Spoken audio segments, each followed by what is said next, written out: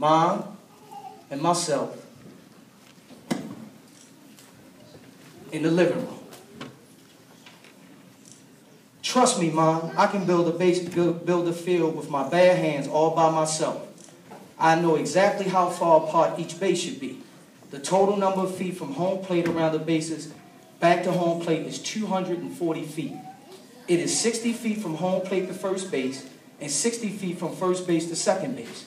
There are 60 feet from second base to third base and another 60 feet from third base to home plate again. And the pitcher's mound is 45 feet from home plate. And as you can see, I'm excited. I said, watch me. Now understand something. There's mathematics in this. So what was in my head to think at 7 years old, I'm going to measure the field to make sure that the bases are correct. Remember, we can dream big when we're young people. You can do anything. It starts early.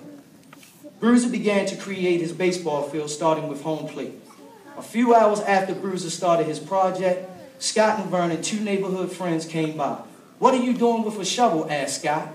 "I'm building a baseball field so we can play games whenever we want," Bruiser answered with a grin. See, when I was young, around 6 years old, I always wanted to play Little League Baseball. But I couldn't until I turned 8. So that was the purpose of me building a baseball field, because I wanted to have one in the neighborhood so the kids can play. As you can see, she did outstanding with the illustrations. There's the shovel. Those are the two friends.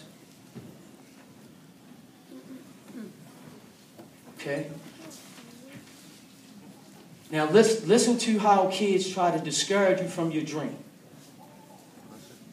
"Bruiser, you're crazy.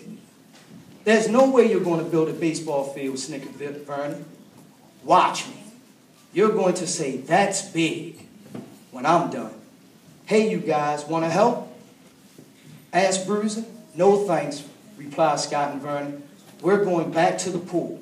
Now listen, at 7 years old, I was not pulled or influenced by my friends to fulfill my dream. My dream was to build a baseball field at that time. Nothing discouraged me. My friends, nobody.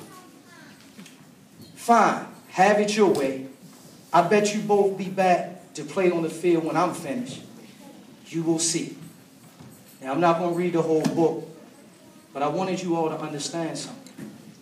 Don't let nobody discourage you or break your spirit and what you believe in based on yourself.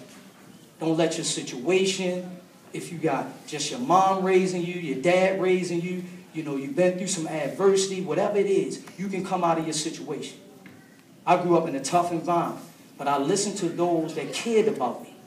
And today, you have an opportunity with many great authors, many great people to give you an opportunity to fulfill your dreams. And part of that is being able to read and be able to internalize what someone is giving you, because you got to know how to make the right choices and decisions for your life. So I just want to thank you all for having me. I hope you had a good time.